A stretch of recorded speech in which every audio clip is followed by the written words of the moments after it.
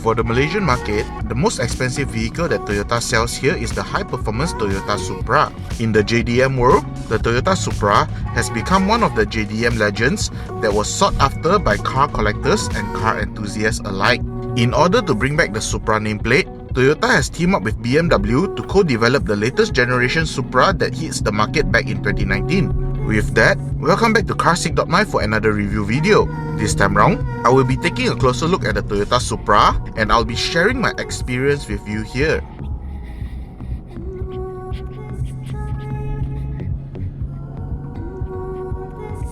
Considering that the Supra was launched back in 2019, this coupe is still an eye-catching vehicle when being driven around.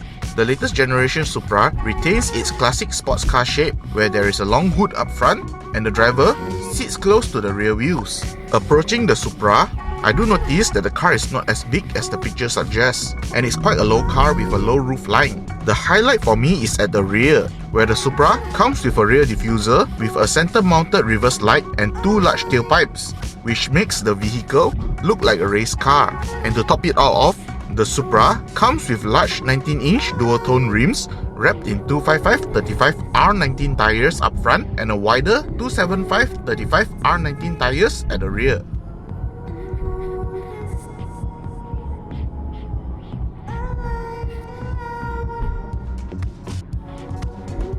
With such a low roofline vehicle, getting in and out of the Supra can be quite a chore, especially for people who are not that flexible.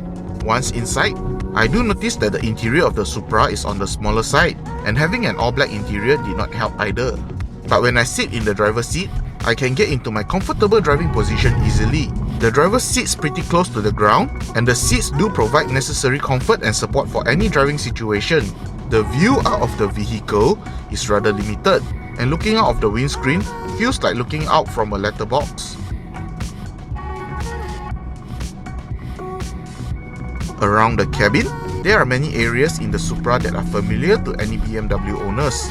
These include the dashboard layout, the switches and toggles, and of course the gear lever. Starting with the instrument cluster, Toyota has given the Supra an 8.8-inch digital instrument cluster that is easy to read. The instrument cluster display looks clean and simple, which allowed the driver to put their focus on driving. To further help driver in keeping their eyes on the road, the Supra also comes with a heads-up display that shows necessary information onto the windscreen.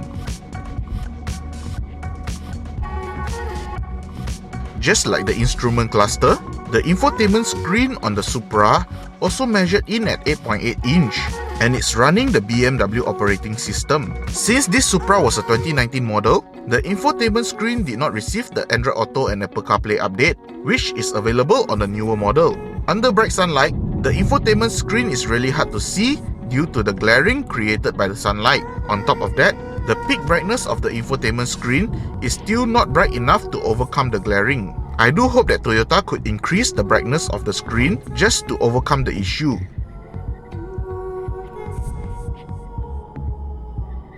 For such a small cabin, it's quite surprising that Toyota managed to cram a 12-speaker JBL premium sound system into it. This sound system sounded really good, but I did spend most of my time enjoying the sound coming from the exhaust. As the Supra did not come with any rear seats, the driver sits directly in front of the boot space. And to prevent items sliding into the cabin area, the boot and the cabin is separated by two large speakers behind the front seats. While the 290-litre boot space may not sound like much, the large tailgate opening does provide better access into the boot.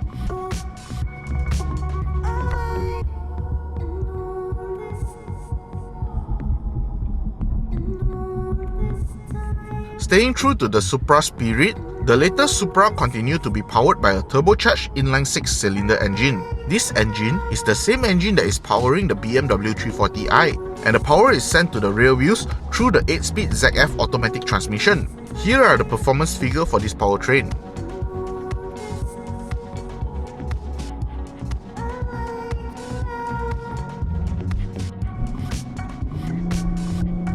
While the figures that were stated on Toyota website are for the updated car, the 2019 Supra already has decent performance in its current state.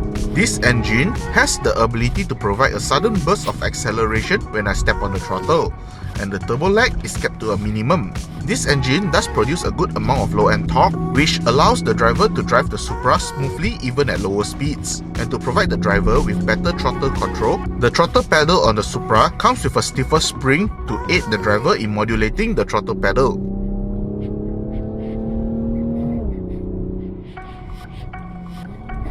Driving the Supra is an experience by itself, where there are certain precautions that the driver needs to be aware of.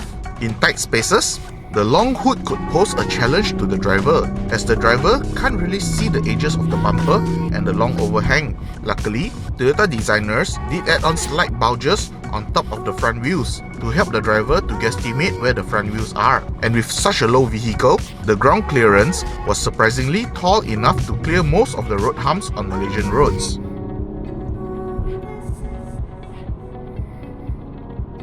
To keep things simple, the Supra only comes with two drive modes, normal and sports mode. In the normal mode, the transmission will always be in the highest gear possible to keep the engine running in its most frugal mode. The exhaust is also more toned down, the suspension becomes more supple, and the steering wheel is on the lighter side.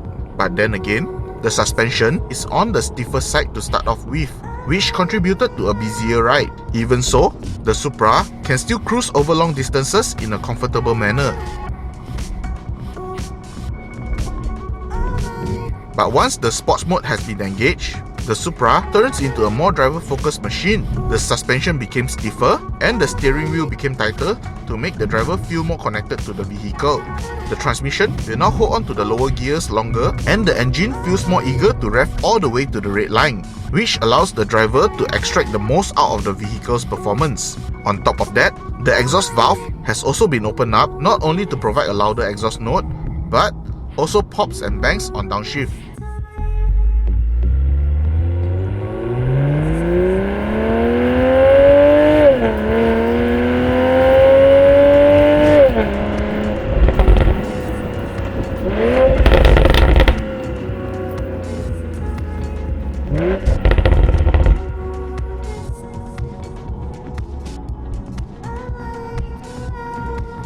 As the Supra is a high-performance vehicle, the brakes have to be up to task to take all the abuse that the driver throws at it.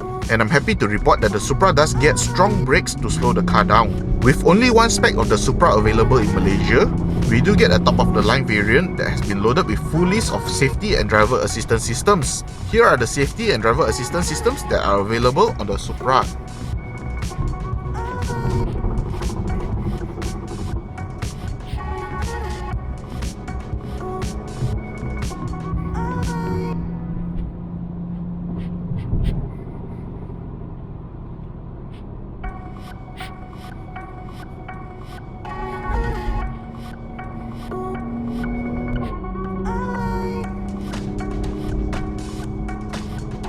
After spending a few days with the Toyota Supra, I did have an enjoyable time driving the sports car around. With a price tag of 590,000 ringgit, it's quite a huge commitment for any Malaysians to spend that amount of money on a weekend toy.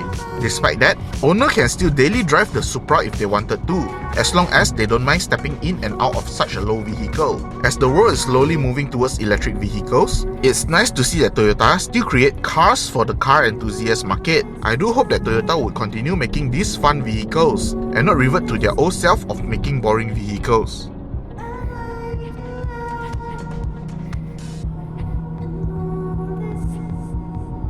Hope you enjoyed this review video. Please kindly leave a like and subscribe to this YouTube channel for more future videos. If you would like to find out more about the Toyota Supra, feel free to head on over to our website carsick.my for more information. Hope to see you soon. Bye!